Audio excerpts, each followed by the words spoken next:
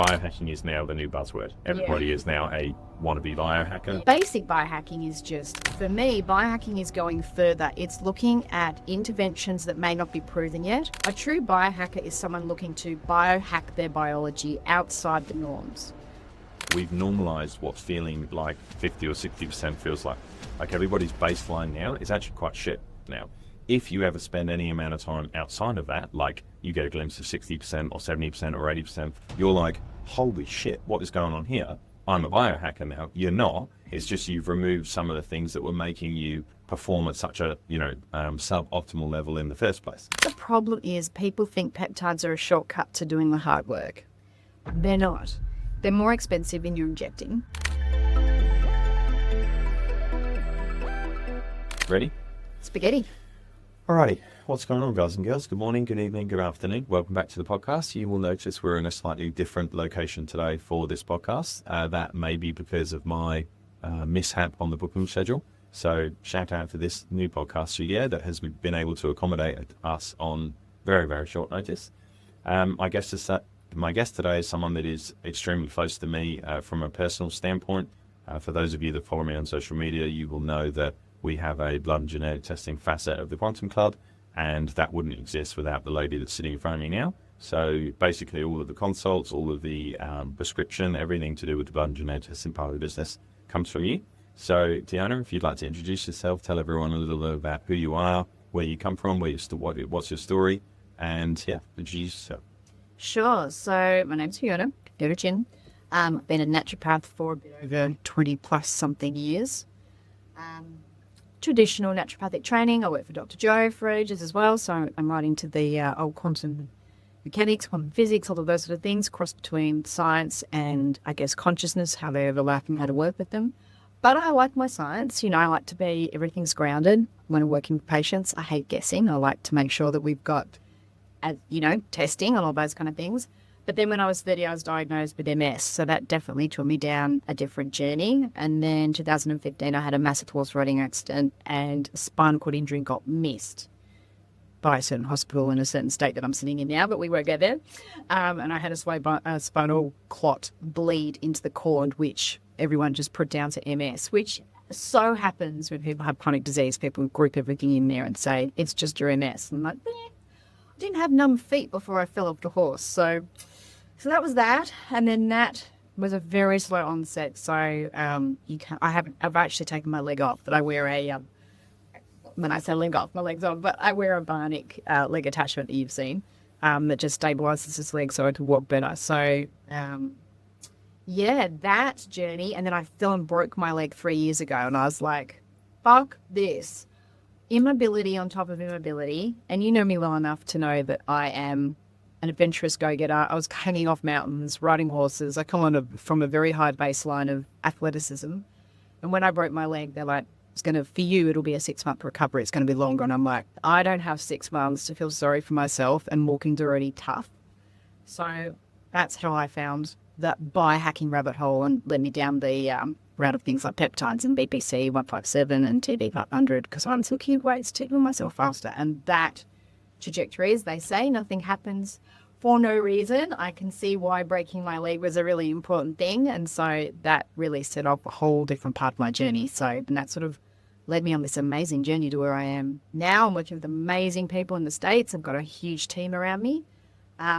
Some really cool things. I was telling you, can't mention names here, but I was telling you who reached out to me this morning to ask me to treat a friend of theirs. Somebody very interesting. Yeah, so I was like, geez, I can't believe my life now that I'm, doing consults for very one of people. So yeah, it's cool. So that's me in a nutshell, Georgie boy. Very interesting. So the MS and the spinal cord injury, the MS was there before, but the spinal cord injury happened off the back of a horse riding accident, which is 10 years ago now. Yeah. And that led to the slow decline and basically loss of your ability to walk unassisted.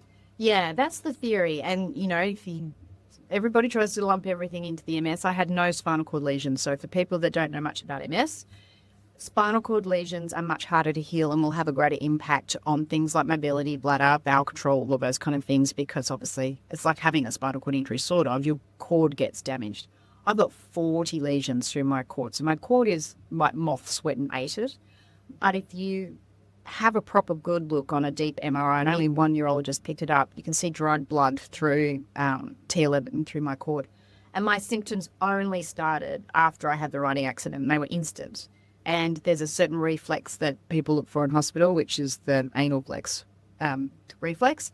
And I had an intern coming around every 5 minutes and shoving their finger up my arse. And that reflex disappears, and that is a sign of paralysis about to happen. And I'd lost the reflex, but no one MRI'd me. They had, and then if I'd been put on high-dose steroids, I'd probably still be walking around longer today. Interesting. Yeah. And you mentioned before that kind of led to the beginning of your biohacking journey. And you and I have had this conversation 100 times already, but, you know, biohacking is now the new buzzword. Everybody is now a wannabe biohacker. Yeah, for sure. It's sort of the new health trend. It's not really health and wellness anymore. Now it's biohacking. What does biohacking actually mean to you? And how do you, what does your biohacking routine look like? Right. So for me, and this may be a personal thing, I feel like the word, like you mentioned, gets buzzed around and put everywhere. I feel like there's very few true biohackers floating around the planet. A true biohacker is someone looking to biohack their biology outside the norms. Basic biohacking is just eating well. You've got your blue light blockers on right now, making sure your circadian rhythm works well, sleep optimization. So they're now being thrown in the bucket of biohacking. I feel like, and the group of naturopaths maybe listening to this will be like, so annoying, we've been talking about this stuff forever and now it's got a new buzzword. That's just optimizing and looking after yourself. So for me, biohacking is going further. It's looking at interventions that may not be proven yet. It's why you'll find a lot of people coming out of the gym culture, and they call it gym bro science, but bodybuilders and things like that are generally quite ahead of the curve because they're okay using PE, performance enhancing PEDs, using performance enhancing drugs.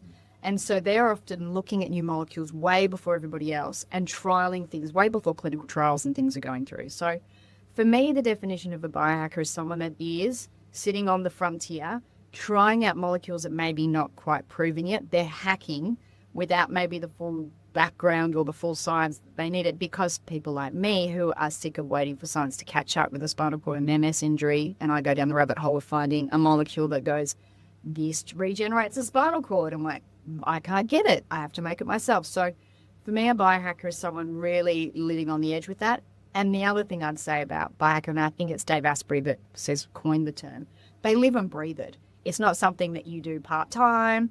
You're not going out then and, blowing yourself sideways with having a whole pot of alcohol. They live and breathe that biohacking stuff. So I would say people like Dave Asprey, Ben Greenfield, they're the true biohackers. I know very few other people that fit in that. I like to think I do. I'm strict with that, and I'm definitely trying crazy molecules that maybe no one else is doing.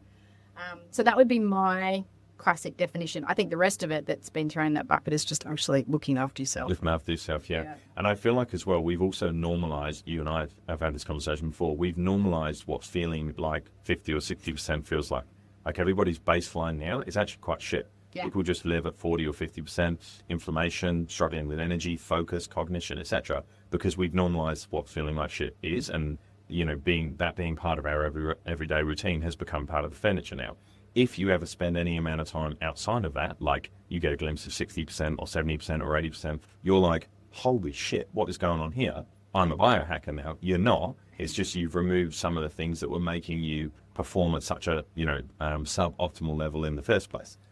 For sure. I totally agree with all of that. I mean, and you've had a taste of it, like when we We've played around with a few things that worked for me. Yeah, you were so good though, because you were so strict. You got your baseline level up, did all that sort of stuff. So you got to what would you reckon, 70%, 60% with just doing basics? Yeah, I mean, Q4 last year, I don't mind talking about this. We kind of did a bit of a light optimization protocol. So for anyone listening, we tried MK677 on me. I was eating pretty flawlessly. I go to the gym regularly.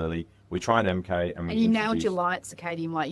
You were grounding, like you were doing everything. Well, I was running MT2, I was running MK677, and we added in methylene blue. Mm-hmm. And obviously the mitochondrial side of the methylene blue, that kind of put me in this weird state. I remember calling you and saying to you, I don't know what's happening right now, but I feel like I'm getting drunk in the sun's energy. Yes. I feel a craving to go outside. I'm walking on the beach with my shirt off every day. I'm feeling like I need to go outside and sit in the sun and have my lunch. And it became this weird I would almost use the word like addictive tendency, where I felt the urge to go outside and get exposure to light.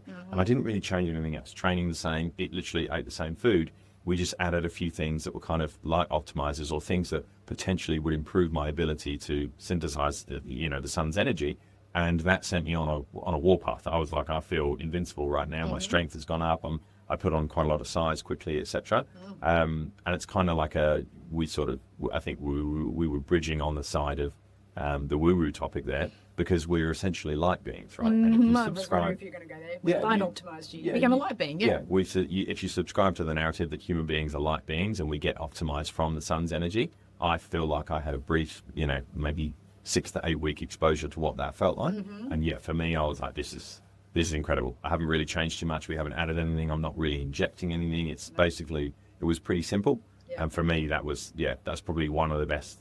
I would say now, with some of the recent stuff we've been playing around with, you're firing pretty rapidly now. I'm getting more exposure to that now. But I think, like you said, I think that the lines between what's approved, especially here, TGA is a nightmare. The lines between what's approved and what works are starting to blur. 20 years ago, if it wasn't approved, it was a hard no.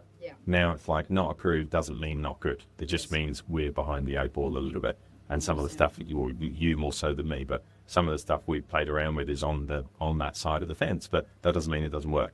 And it doesn't take very much to get yourself into a 60 or 70% state. You don't really need to be 90. Well, you can if you like, but you can feel good on 70%. If your baseline's 40 or 50 and you get to 70, that's life-changing for most people. Correct. And I think we had this conversation the other day about, most people don't want to be 90 or 100% because it's a balance. You want to enjoy your life. I want to be healthy 95% of the time. And then I'd like to go to the south of France and have a glass of red wine and a pizza and smoke a cigar and not feel guilty about it. But then when I'm home, I'm locked in. I've got my routine. I've got my, all my systems in place. That's what the 70 to 80% feels like. And I feel like that's actually where most people sit, rather than saying everyone should go 90 or 100 and, do all this crazy rabbit hole shit. Actually, if you could get to 70 or 80% and stay there for most of the time, the quality of your life will. And you're ahead of most people. And that being said, if you're firing around a sort of 80, 90%, you can go to the south of France and have a glass of wine and eat a pizza, and it does not affect you because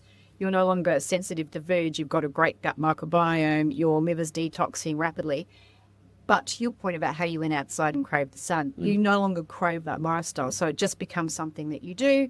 You quickly reset, come back and go back into your sort of, let's call it an optimized routine, because you no longer want or need to do that kind of stuff. Like the whole mindset around it changes. But I think you can still fire at 90% and have a bit of that every now and then. But again, I don't know Dave Asprey and Ben Greenfield and people like that personally, but I do know a lot of people that I would call biohackers, and they sort of just lose the urge to do anything that would make them feel any less than that because they get so used to firing on such a high thing. And I know that's where I've got now. Like, okay, it's hard for me to walk around, but I like to think, I was saying this to you the other day, like most people with MS, the most common symptoms, fatigue. Well, I don't, that's just not something I have. And you see how hard it is for me to walk. I burn more energy walking around than most people, but no fatigue.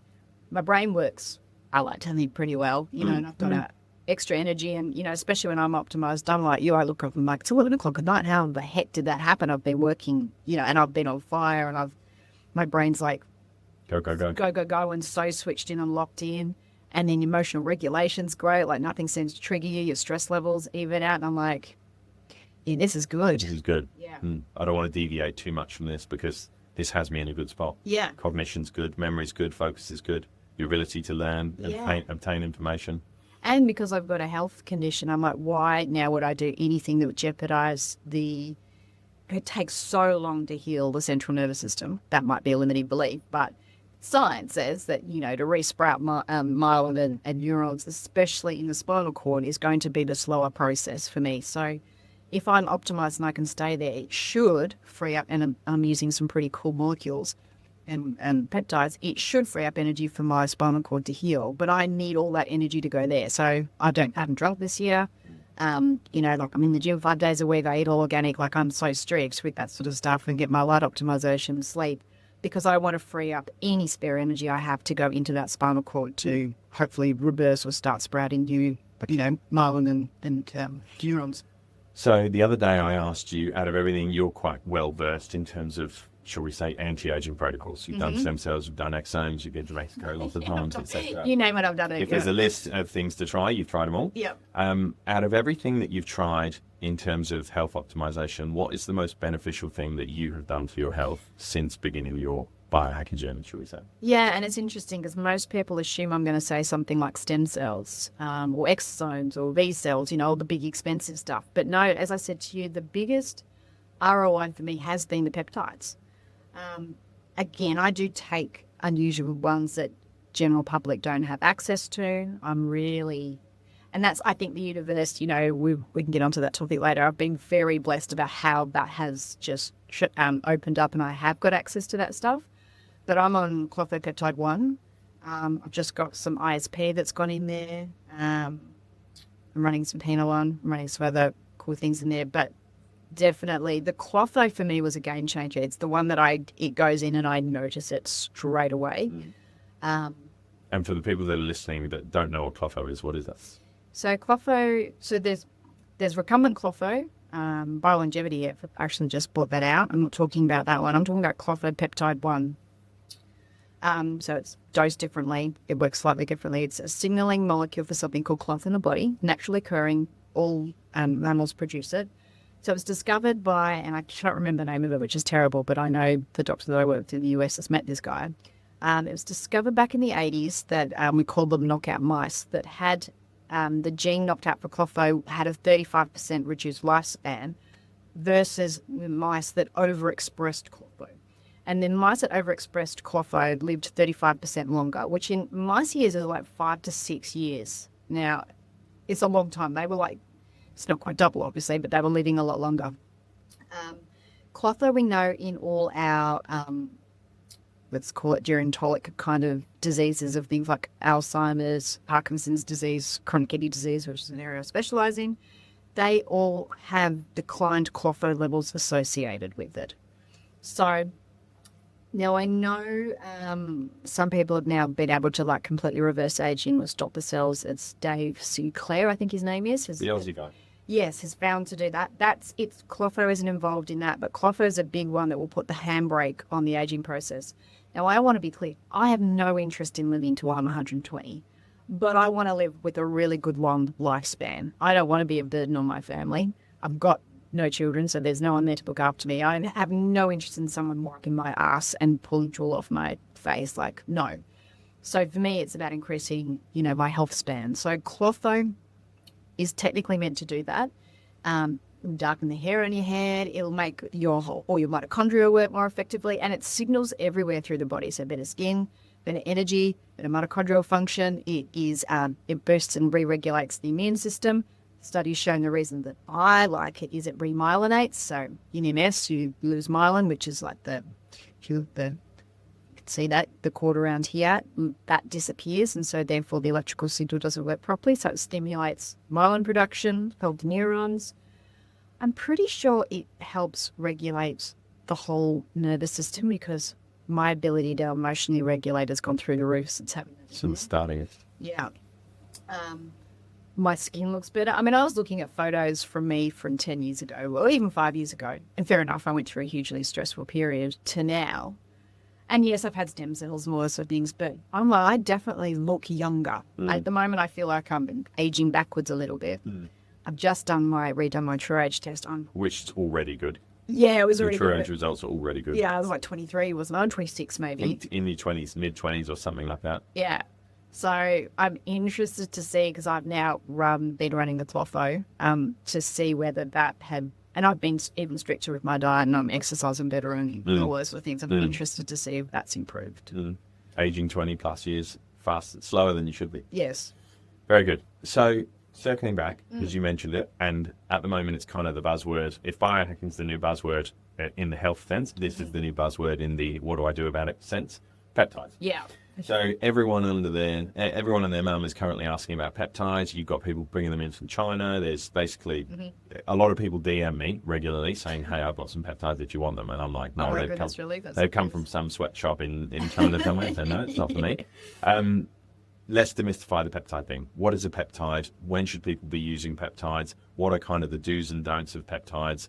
Obviously, you mentioned a few of the ones that you're using. Probably blanket statement. Those ones are going to be a little bit more advanced along the journey of peptide use. I think it's probably one of the most misconstrued parts of working on your health. So yeah, let's demystify peptides. So peptides are a chain of amino acids stuck together. They're anywhere from 2 amino acids all the way up to 40, I think, will fall into the peptide group. And everybody knows what peptides are. Insulin's a peptide. Oxytocin's a peptide. All those things your body produces naturally. Phospho-peptide, your body produces it normally. VIP, VIP will also do that. So we have a whole pile of peptides that your body's making anyway.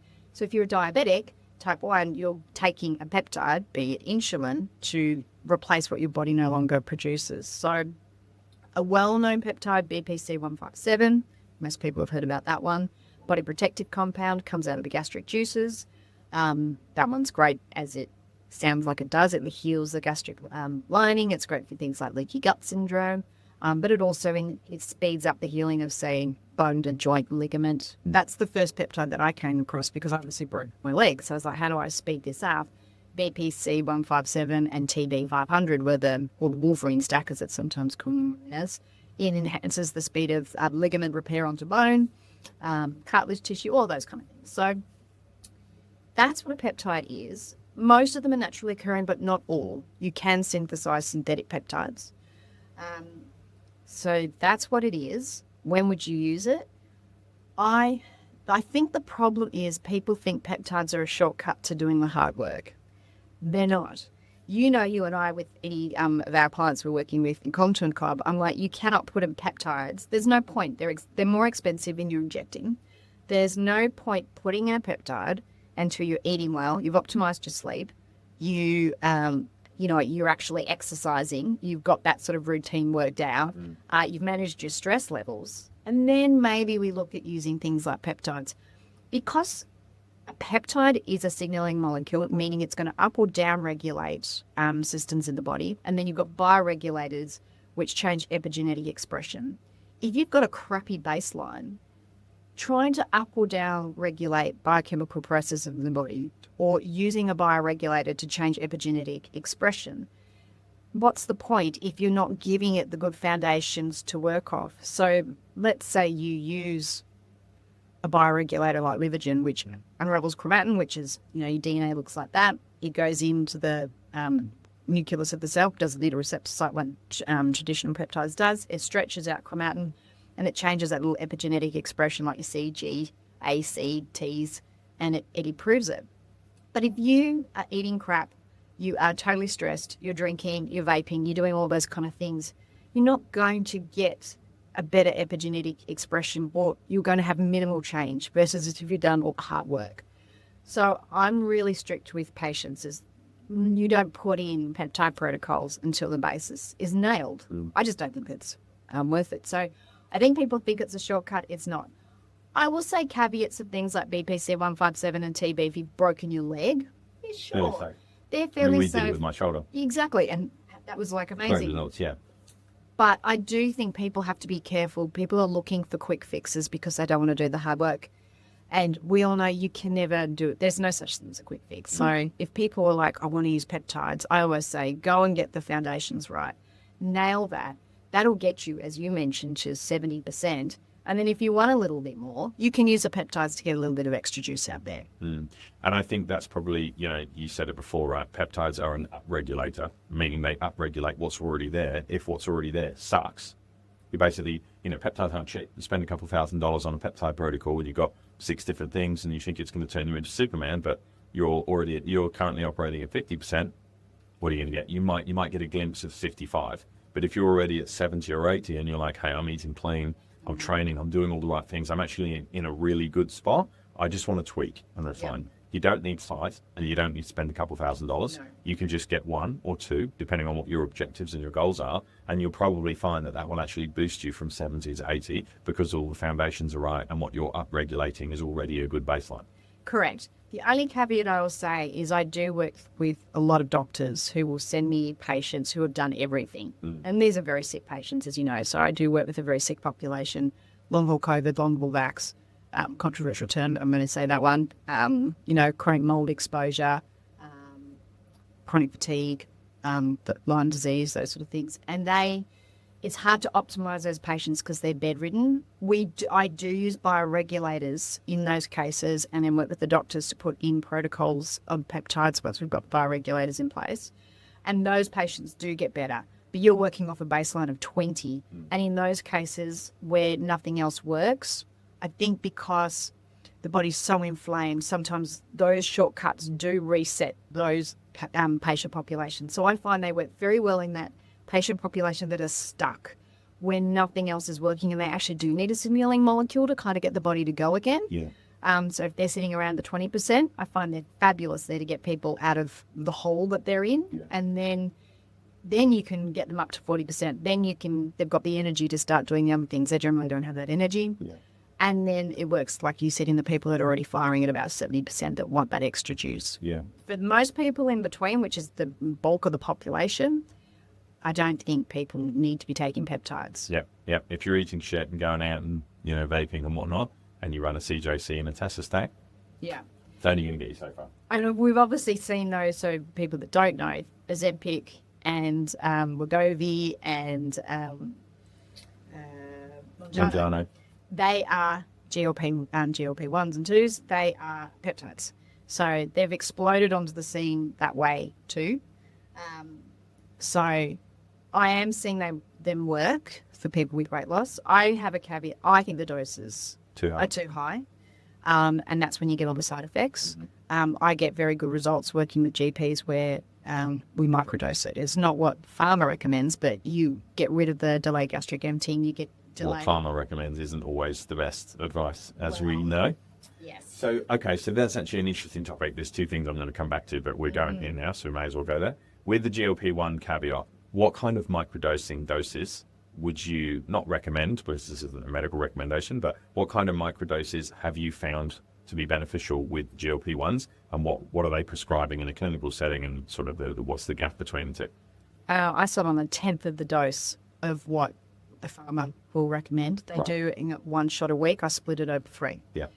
That gives me a baseline. Yeah. And then you can go up from there. That's fine. Yeah. But because it's a signaling molecule, if you're doing it once a week, you got to remember the half-life and just the way that the body naturally works. Doing it 3 times a week. Sometimes we do it daily. And it's very individual. My big thing with, using a 1 shot a week is, again, it's this thing of this fixes everybody, and you're trying to put, a square peg in a round hole. So people need nuance. We're not all static. Sometimes that does work great for people, but more often than not, people need nuance with it, especially if they're prone to constipation. The delayed gastric emptying is going to be a huge issue. If you've got any mental health stuff, I'm always very cautious with that. Yeah. You've got a whole pile of inflammation, which generally, if you're obese, you're going to have that. So sometimes you just need some nuance there. So I like the 3 times a week, a 10th of the dose. I can always go up. But at least I start low and figure out where that is. And I'm working with the doctor, so I'm generally giving them the idea with that. Doctors, and then I oversee the patient with the dose, and we just go back and forth and we monitor it. But we're not looking to get a GLP-1 and then for someone to dump, 50 kilos in a couple of weeks. It's meant to be manageable. Yeah, it's manageable, slow. And, sometimes people are saying, well, they're cheating because those people are putting in good diets. And I would say sometimes people have just tried everything and they're so sick of it that sometimes they just need the confidence that they can lose weight. Yeah. Food noise isn't something I've ever suffered from. So, but eating disorders run right through my family. So I'm aware of them. It's just that seemed to miss me. But my patients, the big thing they'll say is the food noise disappears. And again, I'm not sitting here going, come on, do it, trying to get some lunch. I don't think about that. But I am aware that people do. And so I think that food noise disappearing for people where it's just a constant thing in the back of someone's head, I can't imagine. I don't even know what that's like. But imagine getting rid of that little voice that's always saying you need to eat. What's your next meal going to be? So I think there are some times, where people do need that extra support. I don't think using GLP-1s in people that have been stuck overweight there's cheating. And the other thing about GLP-1s off-label is that they will reduce the risk of kidney disease. They reduce the risk of heart disease. We see it reduces Alzheimer's. They've got a lot of really cool protective sort of stuff in there. Generally, that works better when you microdose. So, and I think that's the caveat. Like, we're not poo-pooing them. It's just there's not enough data and there's not enough studies. And typically speaking, pharma doesn't have an amazing track record. So 10 times the dose of what you're messing around with in a microdose setting, that we just don't know what that's going to do long term. And there are a few question marks over some scary things that potentially could come up off the back of running high doses. And and some people are fine, but again, farmers in the model of making money, right? So Correct. of course they're going to go the high dose. High dose, yeah. And I think, the sort of the key point there is that the doses that you're playing around with are 10 times less than the ones that are being recommended. Yeah.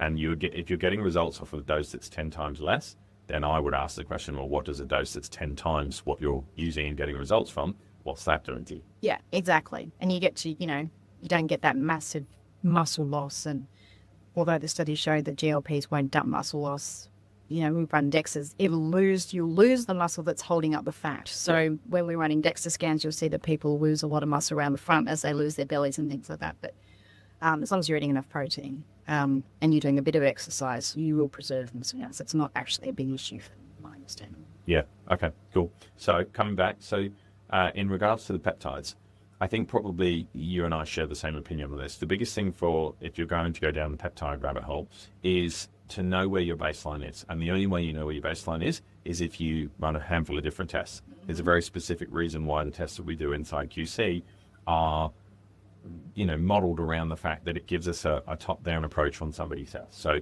can you walk us through the 4 different types of tests that we do, why we do those tests, and how, if you were, and I mean, it's the elephant in the room, everybody wants to run peptides and everybody's looking into it. That's fine. No problem with it. So what would the journey look like if you were going to safely and successfully run a peptide protocol starting from the testing stage? What would you do and how would that fit into, because I already know that you would run all 4 tests that we do, and there's a very specific reason why we do that.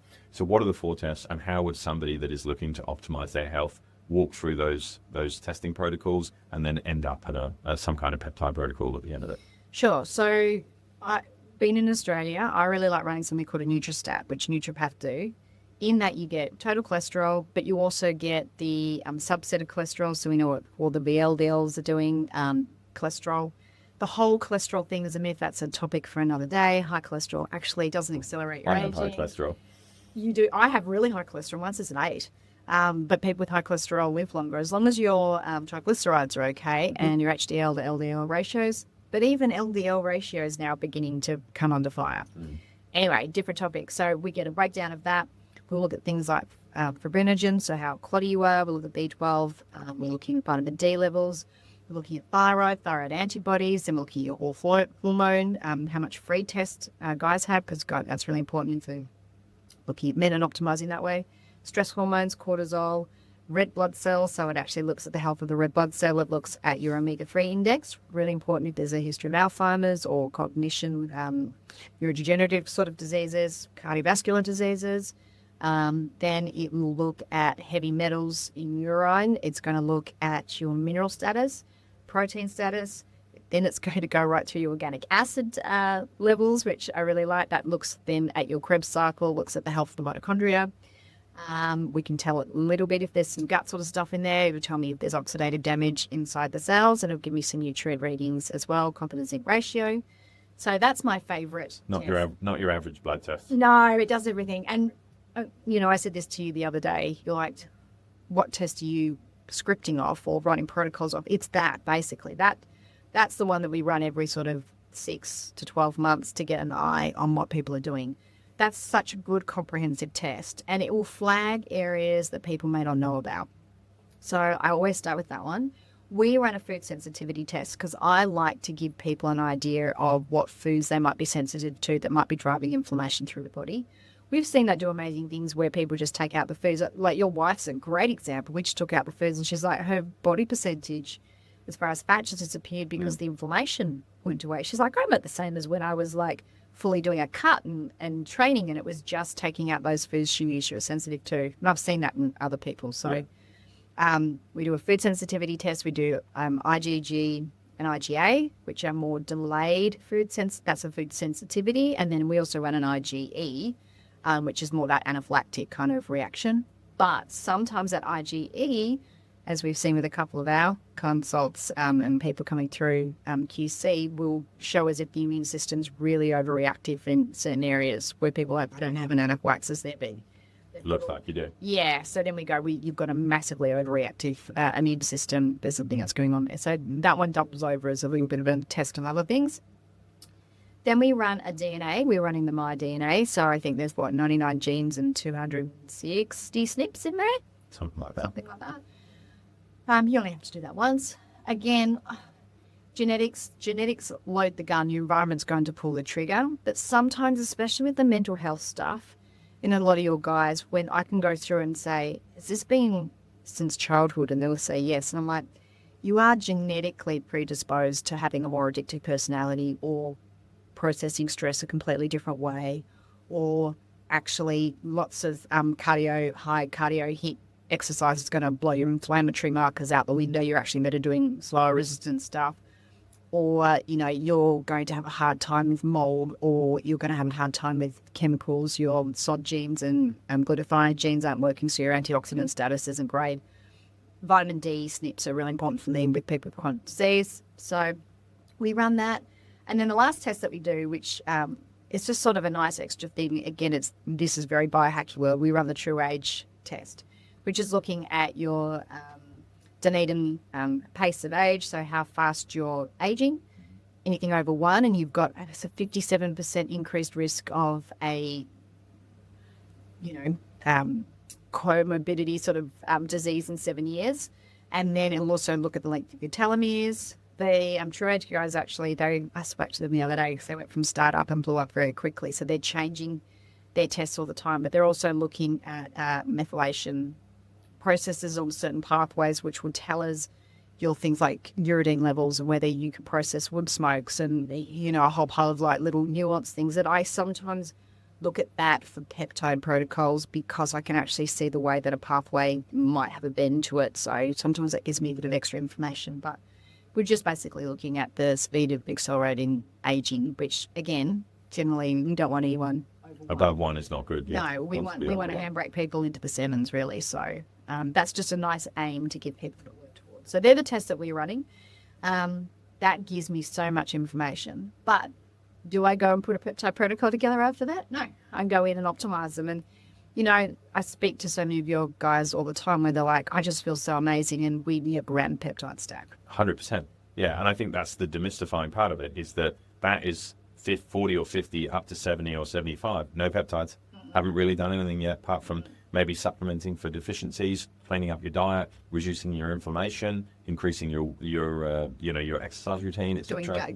That's not that expensive. No. I say to a lot of people, I'm like, okay, so your sub stack is probably going to be between $1 and $250 a month. If you got some shit going on, it might be a bit more than that, but I don't know. As a general rule of thumb, you're going to spend a couple of $100s on supplements, which obviously you need to pay for ongoing. Apart from that, discipline.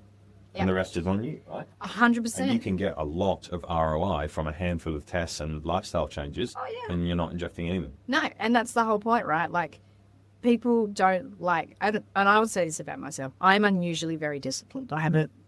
My whole family has that gene, and we are disciplined people. It's the hard Scots, you just suck stuff up. But I think I forget that other people struggle with that. But I also would say discipline is a reflection of self-worth, self-love. Like if bending yourself sideways and having too much alcohol makes you feel like crap and you have self-respect and you love yourself, why would you do it? That comes back to, and I'm gone sideways here in the topic, but that goes back to what we were talking about at breakfast the other day is, we're in a society that is trying to get their validation externally with Instagram and how many likes, and we're so addicted to the dopamine that people are so externally referenced. Hence people wanting the peptides, not wanting to do the hard work. I believe true healing comes from when you become internally referenced and becoming authentic. And it's much easier to do all the things that seem hard no longer become hard. They become an act of self-love of how you just would generally go about your day-to-day. And then the need for all this other external noise to be cool, to fit in, disappears. And you're only then running things that it's much easier to feel your intuition about what will work for you and to cut through all the bullshit noise of trying to fit in with doing 50 million things. So many people I know, and I sit in a big group on school with a very well-known biohacker and all of his sort of group. And I know from some of your guys, we see so much dopamine addiction that people will translate that into huge amounts of peptide stacks and a huge amount of supplements and doing protocols where they've missed the nuance of just doing what I would call the discipline, because they're doing this whole, whether it's on Instagram for likes or whatever, they're doing an external reference thing versus just coming back, but sitting with yourself and being internally referenced. I really believe, and I know they seem like they're so far apart, but they're so married together that when you're internally referenced and you're not looking outside of yourself, you don't need to run 50 million things. You find the things that work for you, and the stuff that people find hard, eating well, going to the gym, getting you good sleep, not, being addicted to substances, and how you feel about yourself becomes easy. At least that's my No, I agree. Experience. And we have examples of that. I'll leave his name out of it, but he won't mind me sharing the story. We have somebody inside QC who actually didn't follow really any of the supplements that we gave him at all.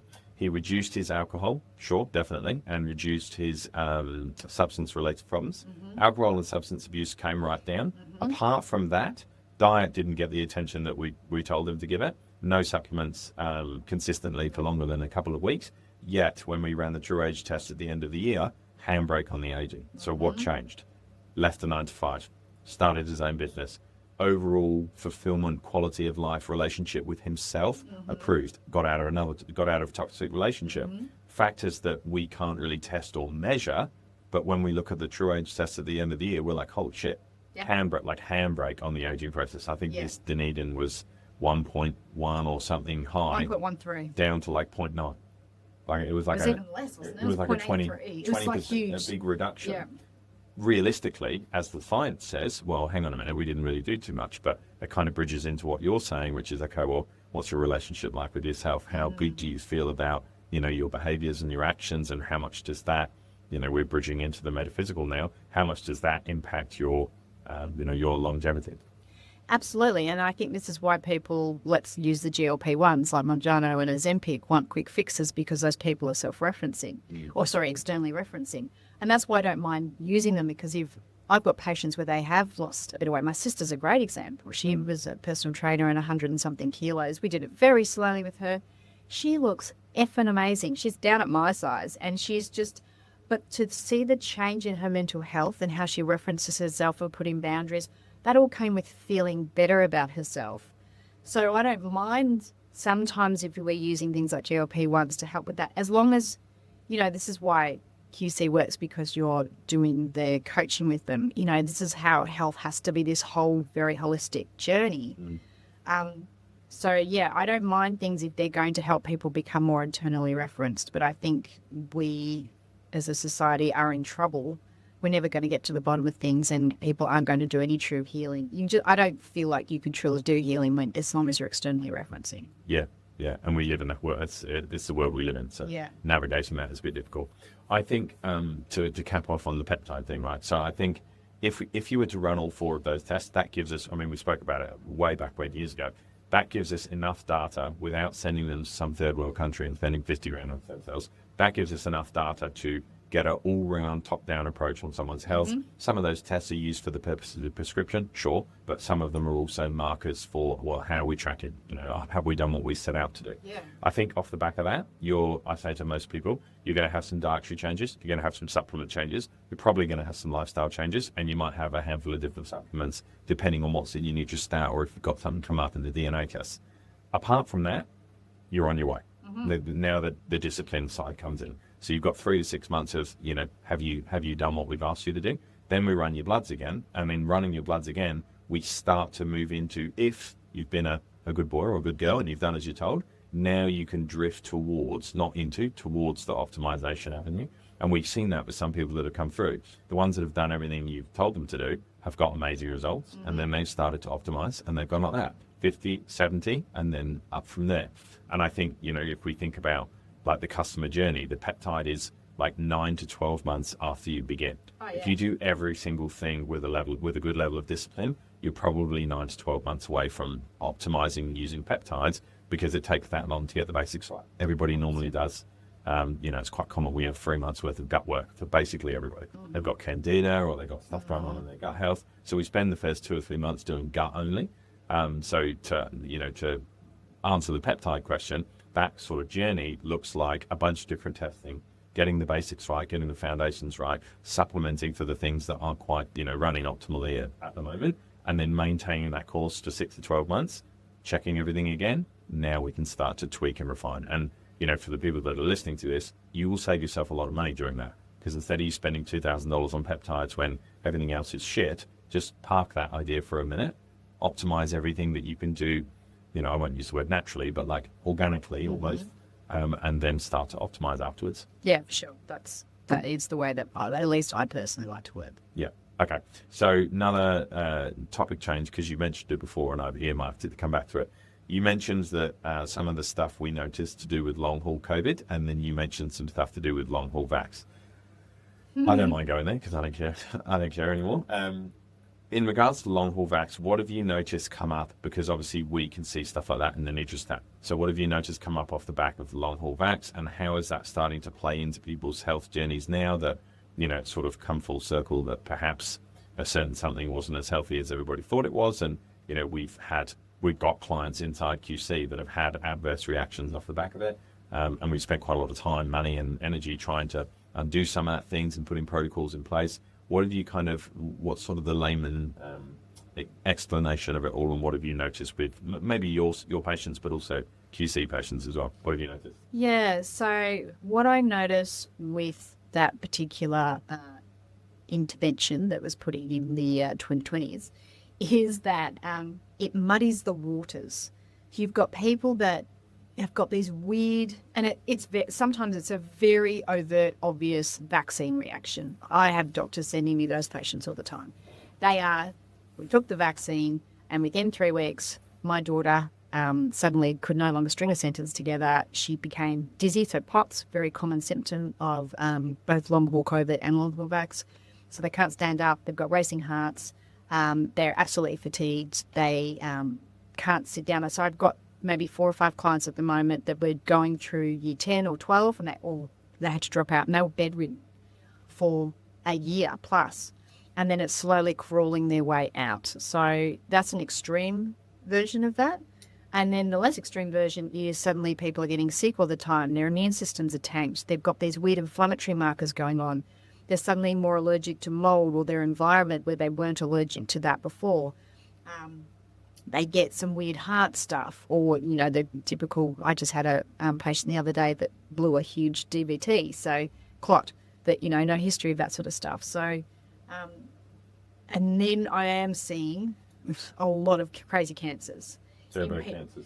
Yeah, people that would be, they've been diagnosed in their 20s and 30s with stage 4, and it shoots off overnight. And they seem to be unresponsive to the general intervention. So chemo doesn't seem to work as well, or they're doing, immunotherapy and things like that, and it gets better and then the cancer blows back again. So I saw a couple of really rapid onset MS patients. I had a 16-year-old that right after the shock had 100 lesions between her brain and spinal cord, like overnight.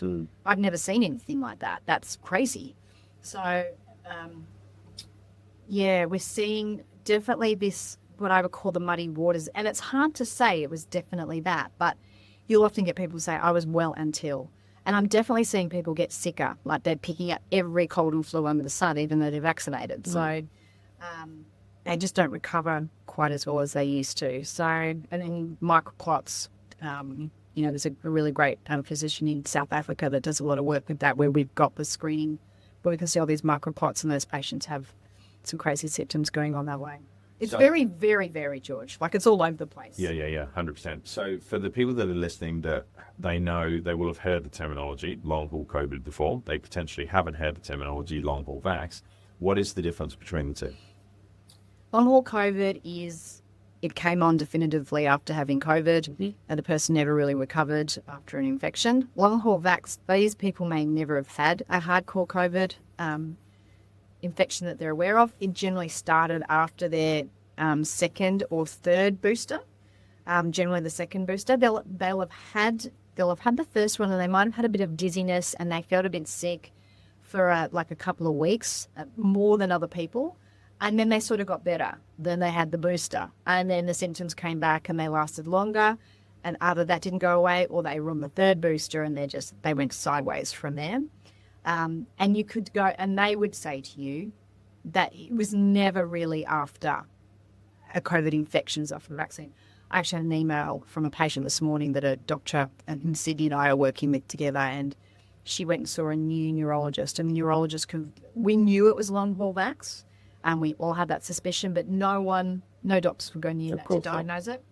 And this neurologist said 100%, this is long haul vax. This is a vaccine injury. She's even put into the VARS, she reported it. She said, this is 100% a vaccine injury that we're dealing with. We see these symptoms as patients got classic POTS, chronic fatigue, severe dizziness, vertigo, and digestive upsets are the other things that we're seeing in these patients. Like they just can't get their bowels back under control, and then that wall spiraled. So she's young, she's 15.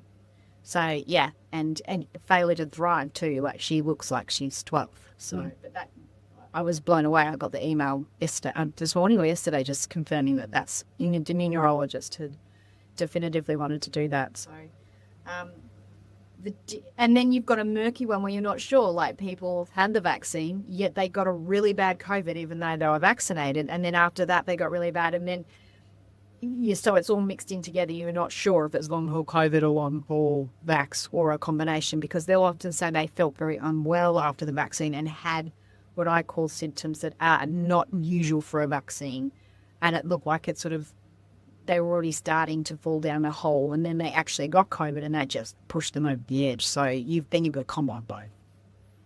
So it's really hard.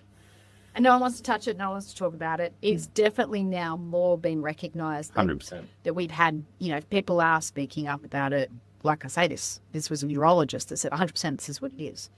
People feel braver about going out and saying that. But if you were to say that 3-4 years ago, you'd have your head chopped off. Yeah, and you've kept a low profile for 4 years ago. Mm-hmm. But I think, we live in this information age now. Yeah. It's actually, when you think about it, it's actually very hard to hide things these days because of the internet. Something happens now on the other side of the world, and you and I have seen it on our phones almost instantaneously. Yeah. So I think that because we live in an information age now, even though there is a direct attempt to suppress that information, because we're also connected via the internet and social media, that it's getting harder to suppress that. And I think, I posted about this on my social media maybe 2 years ago now. I think something happened. There was some kind of revelation to do with the vax on social media. And I thought about it, and I was like, I saw that day, I was like, there's a lot of I told you so. Right? Yeah, yes. Right? And I remember thinking to myself, that's not the approach that we should have, because I have family members and friends and, people around me who I care about that were financially blackmailed or made to feel less than or threatened with their job, their livelihood, whatever, right? You live in Melbourne, which is about the worst place you could have possibly been in 2020 in terms of restrictions. So I know people that fit into that category, and I thought about it when I saw it, and I was like, this isn't a time for people to get on their high horse and say, I told you so. Because some of these people have had their livelihoods change, serious debilitating health conditions, etc. What we should actually do is we should say, do you know what? You did what you thought was right at the time, based on the information that you had available to you at the time. Correct. We shouldn't shun people for that. We should say, is there anything I can do to help you? And I think, that wasn't the reason that we started the blood genetic testing within QC, but like it just so happens that there's some interesting stuff that we've been able to find and help people with. And that's not a statement to say that everyone with vaccine related stuff can be fixed, but it's just it was a realization that I had that actually the best thing to do in that scenario, because all the conspiracy theorists are like, we were right the whole time. That's the wrong approach. What you should actually do is welcome people with open arms and say, is there anything I can do to help you? Not that necessarily we have the answer to all your problems, but you made a decision that you now have come to regret. That's okay. Not going to shun you for it, but maybe we can do something to help you. And I think we're still kind of living in that. We're moving further into that time now. That realization is, you're seeing the pennies drop a little bit more. Lots of people talk to us about it. We've seen it in some of the test results. It's becoming more common. Yeah, and I think a lot of people, to your point, I know a lot of people that felt like they had no other choice. And again, it comes back to what I was saying about being internally, externally referenced. When you were in Victoria, you were told you could not go out and function as a part of society if you weren't vaccinated. There was I don't know if you remember the morning show with Koshi and Mel, and they were like, how to deal with your family members if they're not vaccinated. It's about this time of year, wasn't it? What to do with a family member disgusting. at Christmas. It was so disgusting. Like, how do you tell your family members that they can't come around because they're not vaccinated? So the people that are going, I told you so, are the people that felt very isolated and shunned by families. So they've got some trauma built around that sort of stuff. But my point is, if you're internally referenced like me, there was just, there's just no way I was having that. I was very lucky that I read the Pfizer reports. I sat down and read all 687 pages of that report. And that report has obviously been, it's not everything because they haven't released all the stuff, but I read the basic one that was open to the public. And I went to my GP and I said, see this line here? There's a small line. We have no idea what this will do with people with autoimmune diseases. That was the one line. Then you go, you're off. And my doctor said, you're absolutely right, Fiona. And it was right before the laws changed. He wrote me an exemption and I was medically exempt. So I could still go and participate. In fact, I had the green pass that says, tick, you look like you've had it. So I didn't have to experience what other people did. And I had friends that said absolutely no. And they couldn't participate in society. So I understand why people, if you're externally referenced and want to fit in, or you're being threatened with your livelihood, your job, your money, you can understand why people felt like they had to 100%. Do that. But it's, you look at what's happening in the US, I think, in the court cases and things like that. And we now know that a great doctor sent me an interview with the patent attorneys and it went right through step by step about how, now I say I'm like, I put my tinfoil hat on, but, they've been working with COVID and gain functions for a really long time. So, 100%. It's a really tough one. But again, that internal reference, when you're like that, it's very hard to be manipulated. Yeah, the more self-governed you become, the less outwardly influenced you are. Correct. Anyway, we're going to get shadow banned, so I'm going to move on. If someone is just starting out on their biohacking journey, what would you say are the top 3 things for them to focus on? If somebody's listening to this and they're like, you know what, 2026 is the year that I'm going to work on my health. I want to be, a biohacker, let's say. What are the top 3 things that they should focus on? So the first thing I want to say is exercise, because I feel like exercise comes with so much discipline. You've got to get yourself to, and so many people in the new year are great at going to the gym. They do it for 3 weeks and then they stop. Gym's packed in January. Yeah. Going to the gym in January is a nightmare. Yeah. Full. So my point would be is if you can continue with that and set yourself to a routine, that is a good sign that the rest will follow. I also say the gym for a lot of people becomes addictive because of the chemicals and the endorphin release that you get. I'd say if you've never done the gym before, find yourself a really good personal trainer and someone that you can work with one-on-one. I have a personal trainer because I need help loading weight plates on and off. I've been training, on and off since I was 19 years old. But finding someone that you can work with that can put stuff together, there's something about having an appointment, having to go and things like that, even if you just commit to having a personal trainer twice a week and then you do some group classes or something like that. Or you just, if you've done nothing, that you're going to commit to going for a walk every day, maybe getting to the pool once, or you're going to get a bike, or you go bike riding with your kids. We know in the studies that the more muscle mass is king. The more muscle mass you have, the less likely you are to have a fall. We know women that fall and have a hip fracture, within 12 months, 80% of them are dead. How scary is that from a hip fracture? And that's because they don't have enough muscle mass. When I fell and broke my leg, one of the things with MS and spinal cord is that we get low bone density. They said my injury is very unusual. I snapped the top of my greater trochanter. Now, that would normally shatter a pelvis. I fell onto the side of a raised brick. They said to me, your bone density is so good, that's the reason that you didn't shatter your pelvis. And I'm in the gym 5 days a week and I'm lifting. So that, for me, probably saved myself 1 to 2 years of rehab. Shattered pelvis is one of the most painful things that you can go through and you can't cast it. So you're immobilized. I know if I'd shattered my pelvis, I probably would be in a wheelchair and would never have gotten back out. So I am very passionate about gym and muscle mass. The studies really show that grip strength and quad strength and leg strength, there's no doubt that makes a longevity sort of protocol. And also we know it's protective. We know that it changes metabolic function, reduces inflammation, it's good for bonding and you feel good. So number 1, that, exercise. Number 2, I've got a few. I'm going to give you 4. Number 2, I would say then is light optimization.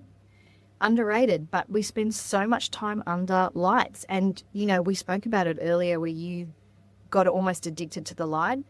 If anyone's heard anyone like Jack Canfield and Dr. Alexi Cohen, they'll talk about that light beings, when you become addicted to the light, it's a very good sign that your body's now craving light optimization. And I feel the same. So we know that if you can get up and watch the sunrise, you can watch the sunset, and you can get out in the middle of the day, the whole skin cancer thing, sure, you don't want to go out and obliterate your skin and burn, but having a good healthy tan now, they're showing the whole narrative around slip-slop and sun cancers is changing. The new research is coming out. Yeah. I just saw a new study come out the other day that showed that the more sun exposure you had, it's linked to longevity. So optimal light exposure, making sure that you're, again, not on these tiny little blue screens or watching TV at night, totally disrupts your sleep, disrupts your leptin levels, your POMC gene gets downregulated, your vision's going to change. And what I've found when you get people to properly light optimize is they feel different. The whole dopamine pathway works differently. You no longer want to be on your phone the whole time. You suddenly start to feel better about yourself. So that and exercise, you're starting to get someone shift into feeling better about who they are. They're not, and again, it goes back to my internal, external reference. They're unhooking from that unhealthy dopamine. So you've got that. Then I would say number 3 is sleep optimization. Again, that sort of feels with the light, but sleep is so underrated. They've done studies like if you, and I was just, Dr. Matt Walker was talking about this, and I'm going to bastardize his research, but they had a group of people where they got 4 hours worth of sleep for a week, and their inflammatory markers, their risk of cancer, like everything just went through the Richter scale. So we know getting 8 hours of good quality sleep. I love the fact that in GC, everyone other on a Whoop or an Oura Ring, they're tracking. Not that I want anyone to get addicted to their tracking matrix, but, for me, I was waking up feeling like dog's balls, and I got a Oura Ring, and it was because I wasn't getting enough deep sleep. Took me 6 months to figure out how to biohack or, fix that. And then once I did, it's great. So, and then I just track my data maybe twice a week. So good quality sleep. We know that preserves the brain. The brain has a whole cleaning process that it does every night in deep sleep. The lymphatic system that comes and cleans and washes the brain out, because so many people are getting Alzheimer's and dementia and things like that. Quality sleep is super important. And if you're exercising, you need that to help recover. And then I am going to add quick on a point 4, and that is just eating well and getting rid of foods that you're addicted to, the sugars, alcohol, all of those kind of things. Alcohol will increase your risk of cancer by like 50% in women, especially breast cancer. But just eating well. There is no one-size-fits-all diet. You've got the carnivore crazies, you've got the vegan crazies. It's just, that's where you're working with the dietitian. You've got to find what works for you. But good quality fruits and vegetables, pasture-raised meat, staying away from ultra-processed food. I don't know if you've seen that the US San Francisco, I think it was, the government was suing Kellogg's, Coca-Cola. There's a big lawsuit going on because they said they knew that highly ultra-processed foods cause a whole pile of health conditions. So there's a law case has just started with that, saying that they have responsibilities, that they had all the research to show that they were going to make people sick and they did nothing about it. So there's lots of research coming out about highly ultra-processed foods, and just making sure, if you have to read the side of a label and you have no idea what's in it, you probably shouldn't eat it. It's not hard. And to my point is, I think everybody knows how to eat well. It's interesting that people choose not to. I think it's the relationship that you have with food. If you have a good relationship with food, you typically tend to eat well. If you have a bad relationship with food, you're more inclined to deviate, and, like your body is a feedback system. So when you eat shit, you get negative feedback that I don't feel very good. If you go out and have a burger and chips, and the chips are draped in canola oil, it tastes good, sure, but then at the end of it, you're like, I don't feel very good. I feel gluggy. I feel tired. I couldn't sit up and, do anything that requires my cognitive function right now because I'm basically in an inflamed state. Whereas if you have, a good quality meal with high fats and avocado or whatever, let's say that it's suitable for your diet, sure. At the end of it, you're like, oh, I'm energized. I'm not gluggy right now. I don't feel the tired lull that's come over me. It's that feedback system of, okay, well, now I'm starting to develop a better relationship with food. I'm starting to understand that, I'm not an overly religious person, but like it's in the Bible. Let food be thy medicine. Yeah, Socrates in medicine. 100%. You can have a good medicine relationship with food, which optimizes you and allows you to function at a higher level, or you can have a negative relationship with food, and that will continue to perpetuate your your suboptimal state. Yeah. Okay, cool. So exercise. Light optimization. Then I said sleep optimization, and then diet. Cool. And you threw in the alcohol thing as well. I mean, it's a rabbit hole that we don't have time to go down, but I think I said this to someone recently. Alcohol is a dying industry. Oh, it is. You're looking at the stats. It's alcohol crazy. sales globally are falling off a cliff. I don't mind having a drink every once in a while. I think I've drunk on 2 separate occasions this year. Once when I was in Bali, and I had 2 cocktails on the weekend for our end of beer party. But apart from that, my relationship with alcohol in the last 3 years is virtually non-existent. I'll have the occasional drink. I might get, a bit tipsy here and there, a couple times a year, tops, if that. And I think that more and more people, especially young people, are starting to wisen up to the fact that, they don't have the same relationship with alcohol that we did when we were teenagers. There's no more kids lining up outside the bottle shop asking people to buy them alcohol anymore. The older generation, business is normal.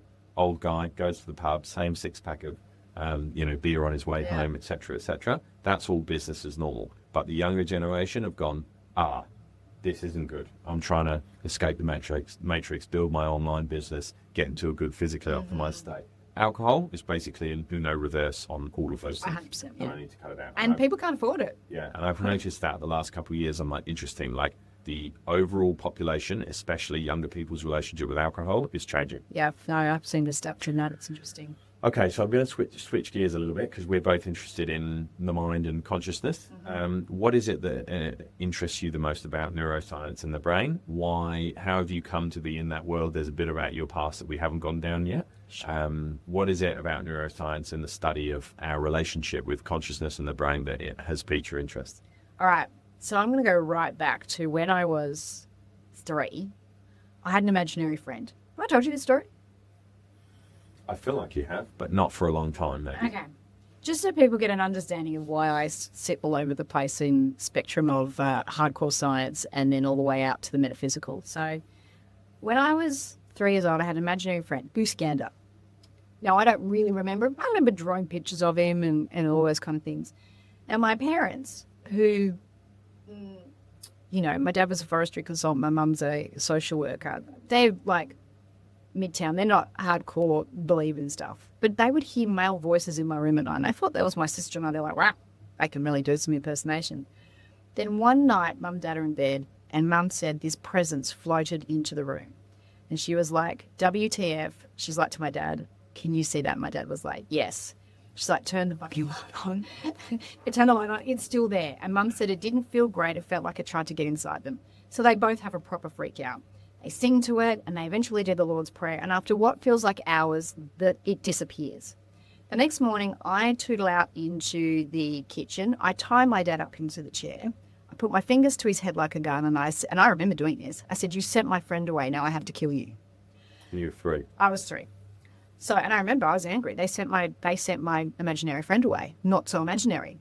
So that was the beginning of that journey for me. From the ages of 3 to 4, all the way up until I was 26, and I can say this now, I've actually never spoken about this publicly because even 5, 6, 7 years ago, I'd be like, someone's going to put me in a mental asylum and run shock therapy through me. I saw dead people. I could hear them. I'd get the sleep paralysis. I'd have energies talk politics to me for hours. And then so that journey for me was very organic because it was such a huge part of my life that I couldn't escape. Now, I want to be very clear. I didn't go looking for that. I didn't want it. I've been strangled on, spoken in demonic languages, all sorts of crazy stuff. People talk about these lovely guides and angels at the end of the bed. That was not my experience. I was being strangled, spat at, things being thrown around the room. I never forget being 17, which was the most horrifically terrifying one that I've ever experienced. And because I used to scream and have nightmares, I spent years sleeping in my sister's room. This thing power slammed me, put me in a chokehold. The dogs bolted out of the bedroom and it was going at me. And I was like, what the fuck? My parents heard me scream. My dad came in and he said to this day he's never been more terrified. Everything in the room was spinning. Now, so I'm like, okay, I'm being externally validated here. This is when I do want to be externally referenced. And I'm like, I'm not sleeping in my room. He slept in there and he said it was the most, and he never told me this. He told my mum, he's like, it's the most terrifying night of his life. So my parents then found me someone that understood this stuff, and she taught me how to do self-protection, shut down my energy systems, close my chakras up. Things got a little bit easier. Then when I moved to Melbourne, I was living by myself, and I did a course with a guy called Raymond Strader called Crystal Dreaming. That just magnified everything for me. So then I became a powerhouse for this stuff. So it sort of sought me out. So I spent the best part of 4 years when I was living in Ivanhoe, Melbourne, clearing entities every night in sleep. And they would line up and I would send them to I'd been now taught how to do that. And I remember the last one I ever actually saw, she was a Japanese prostitute, and she looked at me, she said, "Hello, Fiona." First one to ever use my name. I was like, fuck this. This isn't cool. And then I watched a horror movie with Sarah Michelle Gellar at The Grudge, and I was like, if my life ever turns like that, I never want that. And I remember praying to the universe, like, I'm over this. And then overnight shut off, and then it just disappeared. So every now and then, maybe if some patient or someone's got something big, or if someone's just passed away, I can see stuff. But that was my life for a very long period of time. So because of that, you can't not be interested in all the extra stuff. So that's what set my journey off. I've been into what you would call personal development weird stuff since the age of 5, 6. Yeah. So did a lot of yoga, lots of breathing sort of stuff. Read all the books. Obviously worked with MJB for a while there. And then, did lots of crystal dreaming stuff, and then we did a big retreat in Mexico. I met Joe Dispenza, and he and I became friends, and then I ended up working for him as a team leader for a really long time. And it was in that space, I feel like Joe's one of the best people to teach neuroscience in a way that people can make it applicable and then practice it in the form of the meditation. I actually have never met anyone that's can explain hardcore quantum physics techniques in layman's terms that people can then embody and do that. So I spent then 3 years traveling around the world, going to all the events. I was in Australia for 2 weeks, overseas for 2 weeks. I was lucky to be in that, what they call the core team leader group.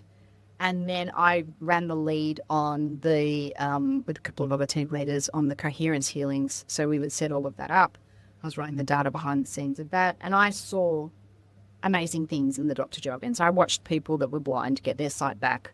I watched cancers disappear. Like, we were having all the reports sent in. I've seen people, I had a guy in my group that had Parkinson's that couldn't even sit up and draw by the end of it, told him, he's looking straight at me and telling me how amazing things was. So that whole side of things and the body's ability to heal through the quantum and instantaneous healings and near-death experiences, I find absolutely fascinating. And it's a whole, science is catching up with the quantum physics. I've done the Sim Harim's course, so quantum physics teaching there, so I sort of understand a little bit. But science is catching up, and it's the bridge between what the ancients used to say and the traditional ways that we used to practice. And, I'm obviously a naturopath, so homeopathy and naturopathy and natural medicine was always married in with that sort of stuff, the ritual of it. The first iteration of losing that stuff was the spirituality connections of stuff got lost. Then it moved to homeopathy and natural medicine being the main thing. And then obviously when Big Pharma realized they could make money out of them, now we've moved on to another iteration for drugs. In the 80s, yoga was such a thing that it wasn't, everyone was like, of course yogis can levitate. I kind of was in the era of that was normal. Now people would look at you sideways like you're mad. But in the 80s, everyone's like, oh yeah, we know yogis can do that. No one thought It wasn't as taboo. And it wasn't seen as that's impossible, like we've got no proof of it. It was like, of course, we know there are people in the world that have the ability to levitate or do these amazing sort of things. It was sort of just known on, we're not one of them, and now it's like, no, that stuff never existed. So I've watched that transition. So yeah, that's my journey into the quantum. It comes from a very crazy place of seeing spirits and having to have a reference point to understand that sort of stuff. I think I did a podcast, well, you know him, Mitch. I did a podcast with Mitch last time, and he was mentioning the fact that there's 4 questions that every human being asks themselves, and it's, what am I doing here? what's the meaning of all this? Where am I supposed to be going, and what happens after it all, or something like that? I think they went. And I think that, your journey is such that you sort of got forced, I guess, into that world. Yeah. But I think for a lot of people, that journey begins when you start asking yourself those kind of questions. And I guess for me, that was, I don't know, maybe like in my early 20s, I was having a few sort of light bulbs, and I was like, there's something that's, I actually think there was a sort of a period when I was a plumber. So I used to be in the construction industry. And there was a period of time there where I think I started asking myself, I think the question was, is this it? I remember that sort of playing on my mind. Yeah, it was played on my mind for maybe like 3 or 4 months. I was kind of just like, is this it? Like, I've bought a house. I'm a plumber working in the construction industry. Like, I'm doing the same shit every weekend. Like, is this what happens now for the next 30 or 40 years? And I guess that, I think for a lot of people, that's where their sort of journey into what's next comes from, or, what happens after this part of life now. Yeah. And I guess that was the case for me. And, that sort of sparked my personal development journey, which led me into the world of consciousness and understanding a little bit more about who we are and why we do the things that we do. And I think, your story is a good testament to the fact that human beings are capable of much more than we give ourselves credit for. Absolutely. And, those taboo topics, right? You mentioned it. Science is now blurring the lines between spirituality and, modern day science, and the metaphysical world and the quantum physics world. And it's sort of like these quote unquote taboo topics. Actually, now we've got data to say that maybe 2,000 years ago that seemed taboo, but it's actually not very taboo now. And I think similar to what I said before, the information age that we live in is accelerating us towards where those lines are blurring a little bit more between the two. And I think that more people are starting to ask themselves those questions. And like you said, that story you just told 10 years ago, you're not telling anyone that story. No, I rarely talk about they'll it. think you've lost the plot. Whereas Yeah. now it's like you haven't really said anything today that isn't sort of somewhere documented, or, like I haven't heard about before in another story or a podcast or something. It's kind of like we're sort of starting to normalize that now, which I find super interesting. I do too. Well, one of the fastest growing podcasts are the telepathy tapes. You listen to them? We know what they are, but my audience isn't going to, so tell them what it is. So the telepathy tapes are it was a researcher working with autistic children, and I'm talking non-verbal or very low verbal children, and where parents were like, nah, there's more going on here. And the child, or if they could talk, could say like, oh, mummy, we were thinking of the number 3, whatever. And they run tests. So you've got to go and watch the thing, but they test it. So these children have psychic abilities. You can put them in another room, and it's not, that they've got hardcore scientists going in there going, there's no way, like they've blocked everything off and, shut the room and it's dark, and, the person will hold up a number and it'll be like the number 4 and the child's out, 3 rooms away, blindfolded, and she'll be like. It was the hill analogy, wasn't it? I met them on the hill. I met them on the hill. Something I remember you telling me. Oh, I'll tell you that one. That's a whole different, that was a patient of mine. But and the child will be like number 4. Danny Jones just did a podcast where she was fully blindfolded and he was thinking of numbers or holding up books and she could read it. In Russia, they've got a training system where they teach, they started with people with bad sight, they would teach them to see, and they were blind. And so they can, with their eyes closed, they can see colours and all those kind of things. So there are so many things or senses that humans have that we don't use because we're in a world where we haven't used them. But to your point before, like, it's been around for ages. Dr. Tara, she was just on Diary of the CEO, and when her husband passed away, and she's a neuroscientist. So she was on there talking about it like it was a normal thing. And I'm like, woman, I've been doing this since I was 3 and I haven't been able to talk about it because I've been seen as a crazy person. So definitely science is catching up and people are interested in it. And I think it's fascinating. To your point, people go, what happens after I die? Lots of people have a fear of death. I got no fear of death. I'm very aware, or I have a very good understanding of what I think happens with that. I don't think there is anything to worry about. I watched my dad die. And I didn't get to watch my dad die because it was in the COVID era. But I was on the phone. Mum's like, the death was bad. I think he's going to go today. And she put him on the phone. And I was telling him how much I loved him and how much he meant to me. Mum said, he's raising his eyebrows. And I said, can you hear me, Dad? And he raised his eyebrows. And Mum goes, does raising your eyebrows mean yes? Now, he was completely out of it. He'd been out of it for 3 or 4 days. He raised his eyebrows. And I said, are you in the dying process? He raises his eyebrows. We said, you in any pain? He frowned. So he goes, frowning, no. He raises his eyebrows. Yes. We're like, oh my goodness. I'm like, can you see your family? He raises his eyebrows. Yes. And we had a whole conversation about the light and where he was and if he was in pain. And it was just beautiful for me, because I was a daddy's girl. My dad and I were so close, and he shared, because of what he saw and witnessed with me, he obviously had a very open perception to that sort of stuff. And I don't think he was scared of dying either.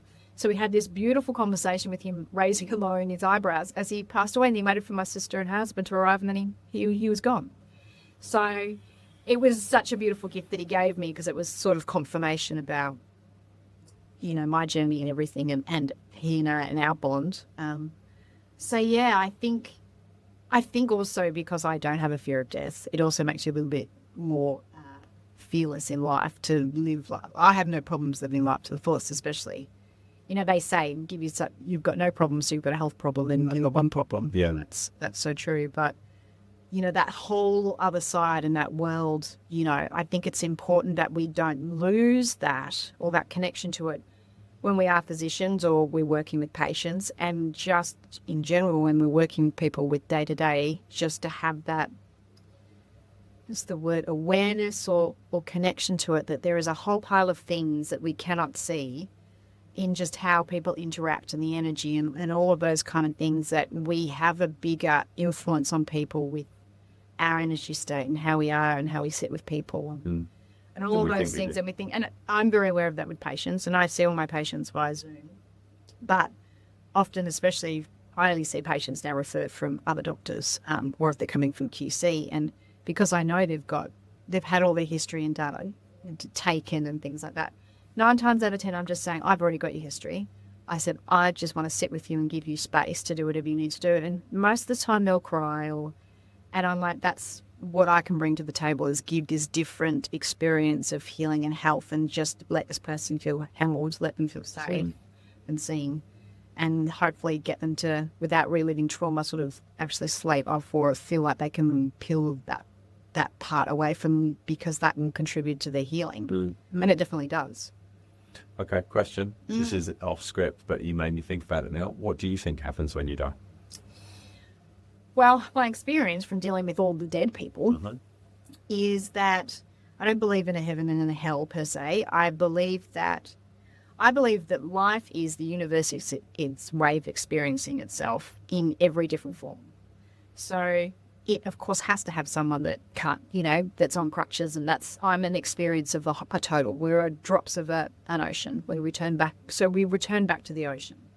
We believe that we're separate. We never are. We are spirit expressing itself in a human 3D form, because it's the only way I believe that spirit can get, or God, spirit, whatever you want to call that, that consciousness can have an experience different from everybody's life. And then when you die, you return back to it.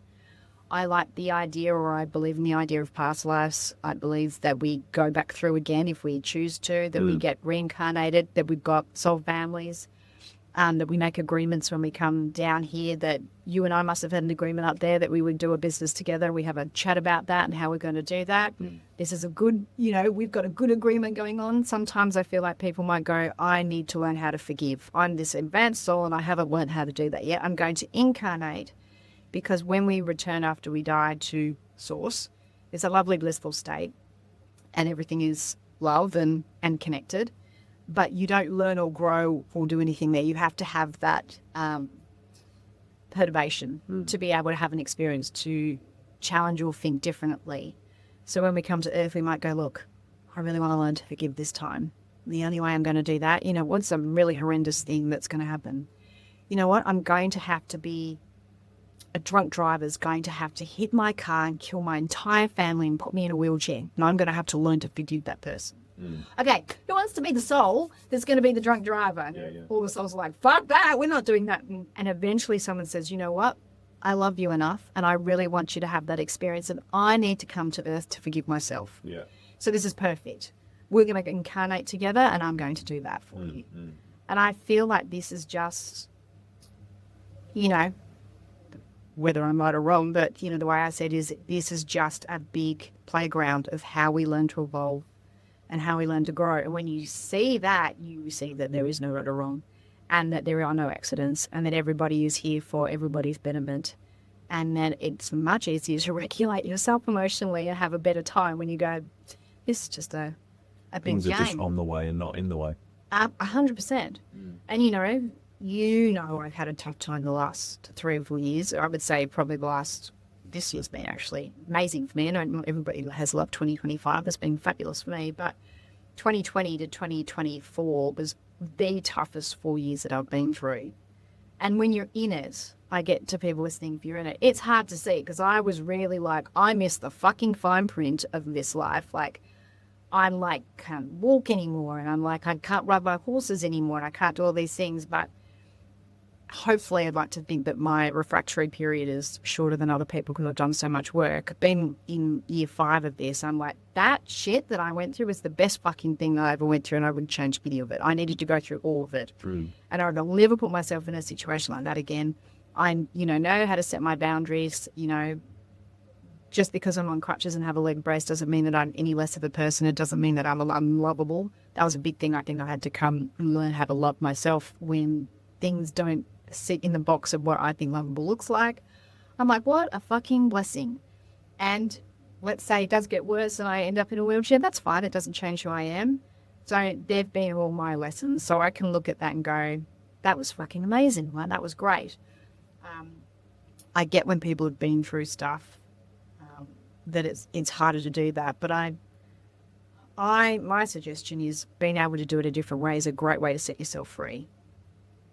And you get a choice. You can sit and be a victim for the rest of your life, or you can go, the universe actually always does have my back. And definitely in moments, it definitely doesn't feel like that. I get that because I have sat in that. But it's much better when you realize the universe is always working for you, and sometimes you just cannot see what that reason is. I feel like people, you see a lot of people that get married to their story and they carry it around and wear it on their shoulder. And the first thing that someone will say to you when they introduce themselves to you is they'll start talking to you about their story. And it's like this badge of honor that it's actually not you. It's just, these are all the things that I'm attached to and that has happened to me and blah, blah, blah. And at the end of the day, like, that's just the story that you're telling her. That's not actually you at a purest form. And I think that if you can detach from that story and start to realize that, that story is actually just you on the way. It's just you. There's another page. And on the next page, you can write whatever you like on it. You just got to turn the page over. Yeah. That helps to sort of liberate and free, not to downplay people's problems, but helps to liberate and help people transcend their current circumstances, because, you're the author. I'm not writing your book for you. Yeah. If you're stuck on a page, it's up to you to turn the page. Yeah. And I think also on the death topic, right, it's interesting. Something I've been pondering on maybe the last probably 8 years now is why there are so many similarities in people's stories and understandings of what happens when you've died, the afterlife, psychedelics, etc. What is it about everybody's experiences that make those stories so familiar? Like your story that you just told then, I mean, I've heard you tell some of that story before. That's very similar to my experience, and I shared it on another podcast of what happened to me when I smoked DMT, and my understanding of consciousness and how it devolves down into the physical form in order to self-actualize itself and have a physical experience on this plane, and that my anchor point in that experience was the breath. And every time I placed my conscious awareness on the breath, it brought me back down into this, whether I don't know how to express it in any other way than say this physical reality. When I took my emphasis off my breath, I then transcended back into whatever that experience was. There was no, you mentioned it before, right, the absence of separation. There was no separation there from me when I was in the experience. Like I could feel, I did it in the woods, right, so I was in nature. I could feel the wind and the trees as if it was, I was a part of it and it was a part of me. It wasn't like I could hear the trees. I could feel the swaying of the trees. There was a fire in the middle of, we were in a teepee. There was a fire in the teepee that day, and the fire was crackling. I distinctly remember it. And as the fire crackled, I could feel the energy of the crackling fire as if it was a part of me and I was a part of it. And it kind of corroborates your theory about what you think happens afterwards, or, why we're here in the first place. And I'm always curious and fascinated of why we've not shared those stories in this setting before. Why is it that there are similarities between my story and your story? And, why is it that a part of the pyramids faces the Orion's belt, and that the Egyptians or whoever inhabited those buildings, which I don't believe were built by us, why is it that there's a part of the chamber that goes up, faces a constellation, and their belief was that the soul will transcend off the physical form, transcend up through the passage and be reincarnated across our arm, blah, blah, blah. Why is that? Why are there so many similarities? And that topic has always fascinated me. And you and I had a conversation maybe, I don't know, 2 weeks ago now. I asked the OB when my wife gave birth. I wanted to talk to you about this on here. I asked the OB when my wife gave birth, do you think the soul inhabits the body before or after delivery? Because I had my opinion, and that, you can listen to it on my podcast if anyone wants to hear the full story. But the OB said to me, I disagree. I think the soul is there before. And I said, okay, what makes you say that? And she said, if the soul isn't there before, who is it that comes to recognize your voice in the womb? Because I used to read Theo's stories, and I'd put my head on Alana's chest, tummy when she was pregnant, and I would find myself building a connection with him in the womb. Not always, but sometimes. And she said, if the person that comes to notice you isn't the soul, then who is it? She said, I think it's there before. And she kind of sent me on this little research journey, and I found out that when the sperm fertilizes the egg, there's a very brief flash of light at like a, what would you call it, like a microscopic level. There's a small flash of light. And I mentioned it to you a couple of weeks ago, and you told me an interesting story about the soul's, I won't call it, like what would it be, like a devolving down into the physical form. What's your opinion on what she told me about when the soul incarnates the body? And you mentioned something interesting to me about how it tends to come and go after delivery. Yeah. So I agree with your OB, because exactly like, and I've had patients remember being in the womb. Okay. So I'm like, okay, well. And people that have done like past life regression, they remember being in the womb, they remember their mum singing to them, all that sort of stuff. So, but, we are not hard physical matter. We know with quantum physics, we flick in and out of reality. We're flicking in and out here all the time. So our quantum cells, beings never sit static. So I'm disappearing and reappearing in and out of source. My electrons come and go so fast that you can't see it. What my theory is that when a soul incarnates, and we've got this, we're more dense now. But when a baby is growing in embryonic form, it hasn't reached that density. So the flicking in and out happens more. So more of the electrons stay connected to source than it does with you and I. And that's why babies, we know when they're born, they can't differentiate between them and the couch. That's something that happens as their brain goes, because they're in that place that you're in with DMT, which is that connected space to everything in source. And I believe that flicking in and out is at a faster rate for babies, or maybe the word I want to say is actually slower. Still, to the human eye, the baby looks solid, but it spends nanoseconds more connected to source than we do. And as we get older and we get programmed and the world slows us down, that flicking in and out happens. I actually don't know if it's faster or slower. I'm going to go with it's faster, because we spend then more time with our electrons in the human form. And again, it's only by nanoseconds. We become become more separated, because that's part of the human experience, is to experience separation. So that's my theory. And when you do things like DMT or 5-MeO, you stop feeling that separation. You have that. And again, it's the soul that experiences it, right? Because your physical body is still It's down there. Yeah, so it's how you integrate. So then the soul sort of becomes cleaved from the physical form. And so I think, with Theo, and it's amazing to watch him, because I saw him when he was 2 weeks and now he's 5 months, Theo's more in the physical, more here. He's spending less time out and connected into source. And I think when babies sleep and do all those crazy things, I think their soul still, goes back to source a little bit more and connects in and out. But I think when it's in utero and growing, that the soul comes and does. Yeah.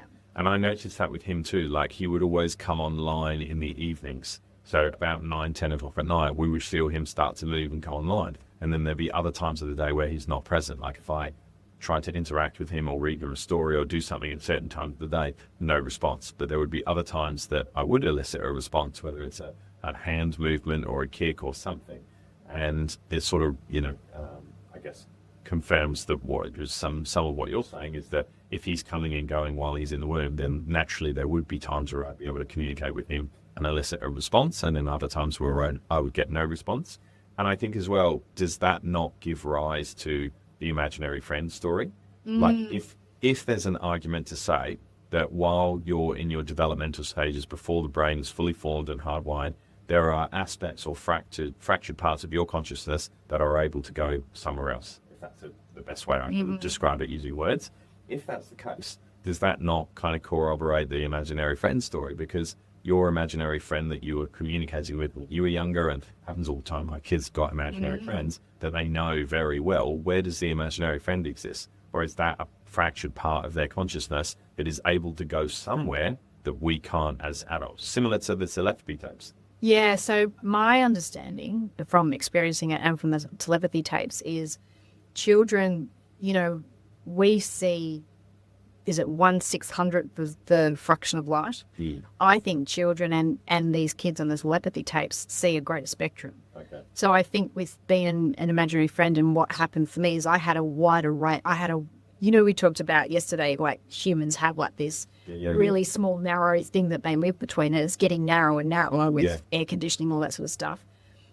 I grew up on a farm in the middle of nowhere, connected to nature, with parents, no fluoride in the water, no parents that ever shut down our imagination. We would have no screens, So I perceived for myself that I had a bigger bandwidth of what I could perceive. I think these kids on the telepathy tapes have a bigger bandwidth. So do I think it was a fraction? No, I believe that was let's call it a earthbound spirited God's duck. And when Mum and Dad did the Lord's Prayer, it actually helped release the soul back into source. So they sent it home, which is what I'd learned to do as I got older, is souls get stuck and they, miss the window, miss the light. They're worried about someone else here, or they perceive they're a bad soul and that they won't be accepted. They're going to hell. And so they hang on, staying because they're attached to matter. So what you would be doing is, and I like to think that I dealt with like the criminals of the earthbound spirit world, where souls were like, we will never be loved. And I'm like, or they'll say I'm bad, and they'll, speak demonic to me. And I'm like, how do you know that? You can't know that you're bad unless you know what good is. You have to have a reference point. And you will literally see something that's appearing to me in this devilish-like form, and it will be like, oh, shit. I'm like, you can't know the darkness unless you know the light, and you are loved, and you are more loved than you've ever been loved before. And by returning to source, you'll get to experience that. And you'll often see these things that would appear to me as a dark entity explode into all this light and then poof, disappear back into source. So I think kids have a bigger bandwidth, but now that we're putting our kids in front of screens and doing other bits and pieces and changing the light fracturing and the fact that we're under, such changed light conditions. We're narrowing that. We're narrowing. Our children aren't as much a light being as they were. You've got to imagine, even though I grew up in Tassie, sitting outside in the sun playing all the time. I love that you and Alana take Theo for a walk along the beach every morning. He's getting light optimization. Haven't they? It's actually had to do that. That actually helped him sleep a lot at the start. Yeah, I remember saying, yes. Sunlight. He was sleeping good. To the topic, all the mums with problematic kids are going to hate me listening to this, but from about 5 weeks, he started sleeping through the whole night. Occasionally wake up for a feed here and there, but I think some of that has come from the fact that every morning we got up early, we went out to the beach, we got the morning sun, we took him along the beach. We sometimes I'll take him out on the balcony at sunset, and I will stand on the balcony and watch the sun. You did last night. Watch the sun go down with him. I think there's a lot to be said to that, but I definitely agree that we are narrowing the kids' ability to, I guess, maybe express themselves or explore parts of their consciousness that we don't fully understand. So we're not consciously narrowing it for them, but just the direction that humanity is heading in, I think that's happening accidentally. Yeah, and I think the offset to that, because everything always has to sit in balance, is we have an increased risk of things that have been called things like autism, which our children potentially, not all of them, but have a bigger bandwidth, and that's the equilibrium, the balance. That the more we maybe remove children's ability to be connected to that greater bandwidth, the offset is we've got children that are hyper connected to it and can stay in that space far past the fact where imaginary friends and fairies are deemed okay and normal. You've got children growing up that can read your minds, that can communicate telepathically and do all these kind of things. And we now beginning to be able to track it and train it, which is really cool. So if anyone hasn't listened, the telepathy tapes they're amazing. So there's a lot of talk in the, I guess, wellness and spiritual world about raising your vibration or doing, energy work. So as someone that understands a bit more than your average person about that, what are some things and some tips and tricks that you can recommend for people to increase their vibration or raise their sort of energetical awareness? So I think the first bit is you've got to be okay, and I'm going to parrot Dr. Joe here. You've got to become okay with the unknown. When you live in the known, meaning you get up in the morning, look at your mobile phone, you're connecting into the known and you're getting validation. And you look in the mirror and you brush your teeth, the same hand that you always brush your teeth with, and you get up and you put on your work clothes and you have the same breakfast you have every morning, drive the same way that you drive to work every day. You're living in a very predictable state. It's very hard to change your vibration or become greater than your environment. And again, this is all Dr. Joe stuff, so I attribute all of this to him. This isn't my stuff. You can't think or be greater in something that you're in all the time. Your environment will limit you. So if you want to raise your vibration, or if you want to become a greater version of yourself, you're going to have to venture into the unknown. The whole saying is life begins at the edge of your comfort zone, is a version of life begins to change when you step out of the known and into the unknown. And so many people are scared of the unknown because they can't control it. It's not predictable. That's where all the great stuff is. I was saying to my personal trainer the other day, he's like, you're really good at just sitting in pain and like lifting where other people won't. And I'm like, I've gotten very good at sucking at stuff. Like I used to play piano when I was younger and was good at it. I haven't played for 20 years. I've gone back to having piano lessons and I'm tackling like Mozart grade 7 pieces that I could never even play when I was younger. And she's like, most people don't want to do that. Why do you want to do that? I'm like, I am so okay at sucking at things. And I've trained myself to understand, because it's been a journey with my legs, is I'm not going to be good at things straight off the bat. I'm going to suck at stuff and it's going to feel scary and it's going to not be fun. But you just go and you practice and you get better at it. And putting myself in situations to challenge myself and do things that are a bit different, because that's where the growth is. That's where I get to change or expand who I am by being in the unknown. So the last 4 years that have been tough for me, one of the things I've trained myself to doing that is suck at things and fucking love. Like I love sucking. Like when that sounds like I was going to let it go, but now you've made it obvious. I like being bad at things. I was like, don't laugh, don't smirk. And I nearly had it, and then you went back to it, and now I'm laughing. So I like being bad at things. Much better use the word. Yeah. So, and I've got no problem being bad at things. And, like I say, with my rehab, with my legs, I was saying to you last night, our leg press in the gym starts fucking under 30 kilos. And I said to my PT, I'm like, I'm going to get on leg press. And he's like, you can't leg press until you can squat 70 kilos. But he indulged me, and now I can leg press 150 kilos. So, but it took ages, and I was going to suck at it. And I had to be okay that people in the gym were going to look at me, you all potentially. No one, but of course nobody does. Nobody gives a shit. But I think that raising your vibrational consciousness, you can only change or become different when we do different things. So, that's about, even if you just start driving to work a different way, or you have different people around you, and I talk about this all the time, you become the people you hang out with. Yeah. So you need to start hanging out with people that are going to support that journey, that challenge you. It's always great to have people that are going to challenge you in your life. So I think the unknown is where that journey starts for people. Okay, I agree. I think if you're, I use this analogy, you're sleeping on a comfortable mattress. Yeah, exactly. You're sleeping on a comfy mattress that you've become accustomed to sleeping on for a very long time now. You can get the fuck off it. Yeah, exactly. Go and sleep on a different bed, go and sleep on a tent in the woods. And, a lot of the time you'll never go and do something like that. And at the end of it, you'll say, that was a bad idea. You might say, that was pretty difficult, but I learned a few things, or that was the best thing I ever did. You don't often see, I took a chance on something and I made a conscious decision to take a plunge, and it didn't work out and I hated it. No, that doesn't normally happen. That's not normally the conversation or the terminology that follows it. And I think that, to understand yourself better, you have to get comfortable being uncomfortable. tool, either in a work setting, a physical setting, in a relationship setting, in a financial setting. It's part of understanding the growth side of life, I think. Yeah, 100%. That's like I say, I had to train myself to like that. And now that I do, because I was a bit of a control freak and not liking that sort of stuff, now that I do, it makes doing all those things so much easier and fun. Agreed. Okay. A few questions, a few more. I'm going to do some rapid fire in a minute. Sure. So, because my blood is coming to the end, so this is good. Okay, cool. So, some rapid fire questions. What's one biohack that you've tried that completely flopped that everyone raves about? I don't seem to respond to BPC 157. Okay. Trying to go down the peptide. Yeah.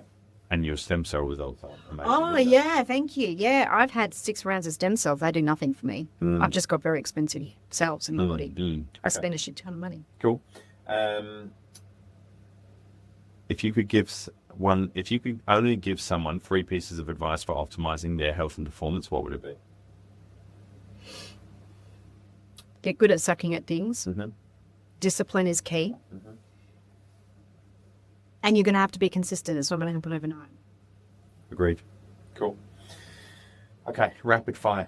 Morning person or a night owl? Morning. Coffee or tea? Coffee. Favorite biohack that costs nothing at all? Sunlight. One supplement that you would take with you to a desert island? Clotho. As of recently. Best book you've read on neuroscience or consciousness?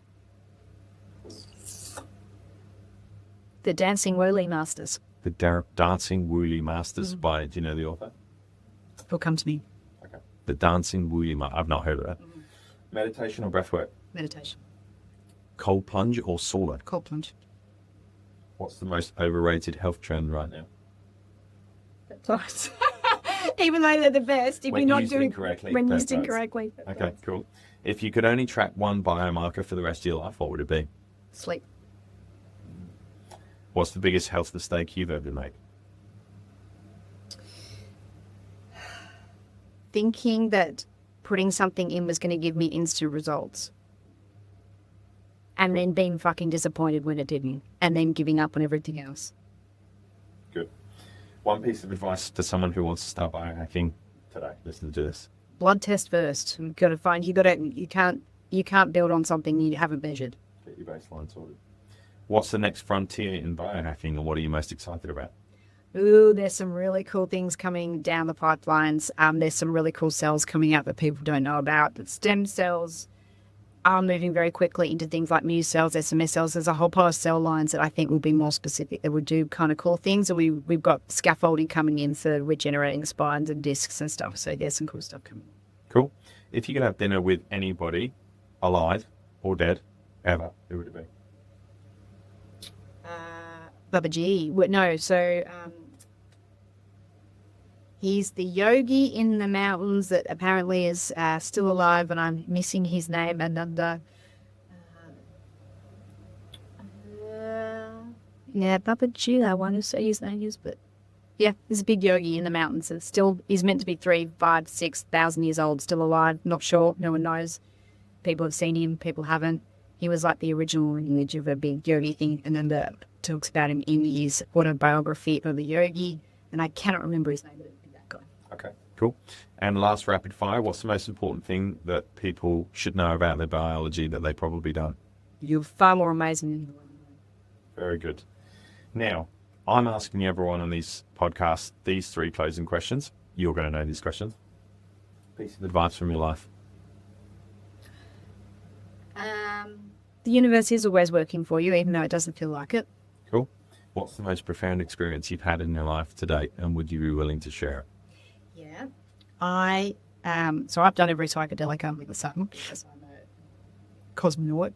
But the most amazing experience I've ever had is at a Dr. Joe retreat in Cancun, and I was working as a team leader, and we'd done the walking meditation, and I just felt overwhelming love for everybody on that beach. So I had oxytocin soaring through my system. We did the blessing of the energy centers, and Dr. Joe has a yogi breath that we do, or a breath. I'd done that, and he talks about the 5 metabolites that get released from the pineal gland. And I remember, and I was going for it. And I remember on the breath, I felt pop in my brain, and I felt these metabolites come out. And one of them is a massive benzodiazepine that gets released that kind of stops your analytical mind. And I remember lying there going, oh my God, like I'm speaking like, oh my God, I can't think anymore. And then electric eels produce this thing. It puts her into high gamma waves so you can process information a lot faster, which is what lets you see greater spectrums of light. So I remember lying there going, holy shit. And I felt the DMT guy. I got the same speckles that I've had on that before. And I remember lying there and I remember looking up and I remember seeing a golden,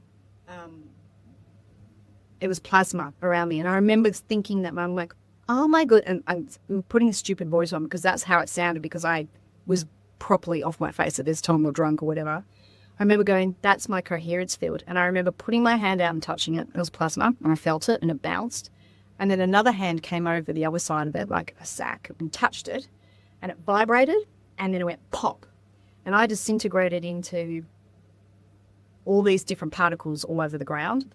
And then it was this very strange electric feeling. And then I popped out of my body and I got up and walked around the ballroom and team leaders roam the floors as over there. And I remember Lisa was there and I followed her around. And I went back to my body and had this, it's the craziest experience I've ever had. And it was as real as you and I talking here. Anyway, we come back from meditation and I couldn't talk. I couldn't do anything. So you've got a team of 90 people that you're looking after me and come and ask you questions. And I'm like, can't function. I got picked up off the floor and I didn't tell anybody about it.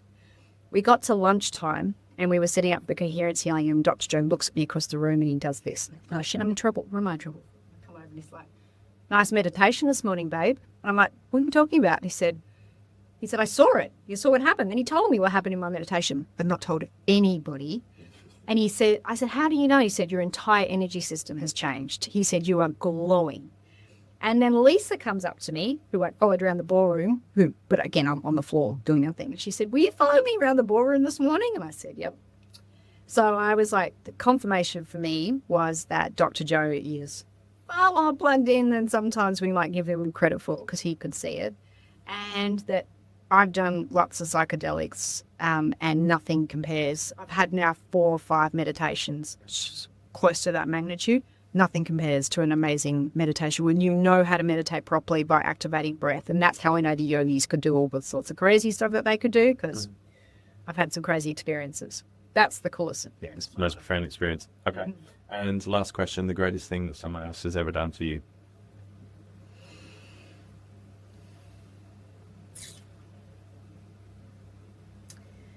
It's the greatest thing that someone's ever done for me. Whoa.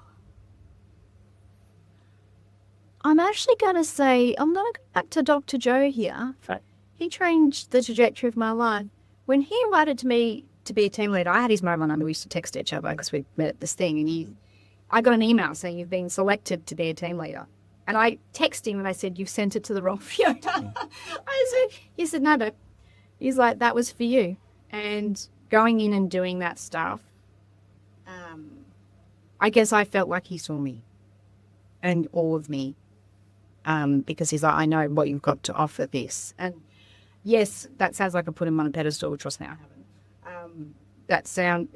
But it was someone that I just felt very seen in that moment. I've got other people now that have done that to different degrees, but he had such a major change in the trajectory of my life that I would say it's him as well. Cool. Nice. Okay. Where do people find you? How do they get in contact with you? They have to come to the Quantum Club. Good answer. I say that because I've got no website. Yeah. I don't see patients anymore. I only work with doctors that are referring because I'm doing very advanced stuff and I need doctors to oversee it. So I only work with a team of doctors or I'm working with you because we're baseline testing everything and we're not running peptides really right to the end. And if we are, we have to bring in doctors. So, the only way. And I'm going to say this. Unless you're coming through the Quantum Club, I don't treat patients anymore. I treat really hard cases with doctors where they've already had all that sort of stuff, or I work with the Quantum Club, and that's it. Cool. Come for us if you want your blood work done. If you want to know about the supplement company, you can go to kidneycoach.com. I was going to say, you do have another business. I do have another business. I co-own kidneycoach.com and Cogenesis, which is for people with kidney disease. You can go to www.kidneycoach.com. We have our own YouTube channel, Facebook, all of that sort of stuff. That's very specific for kidney disease, though. Cool. Nice. Any other words, thoughts? No, I love working with you. You're like a brother from another mother for me. It's like such a You know, you just meet people and you're just so comfortable with them and like you just know them forever. So you are that for me. We do get along well. We do. I'm gonna have a laugh about your stupid comment midway through this, and when we get off here. And you and I have very much the same sick sense of humour. You should have seen the memes going back last night. I can't believe I'm laughing at this. Is so bad. Yeah, if anybody reads our Instagram chat, we're both going to prison. I think. We're going to prison. Okay, well, thank you for coming on. It's been a pleasure to talk to you. I enjoy spending time with you, and I'm grateful for the contribution that you have towards QC. And yeah. Yeah. Thanks, Jodie. Cool. Thank you.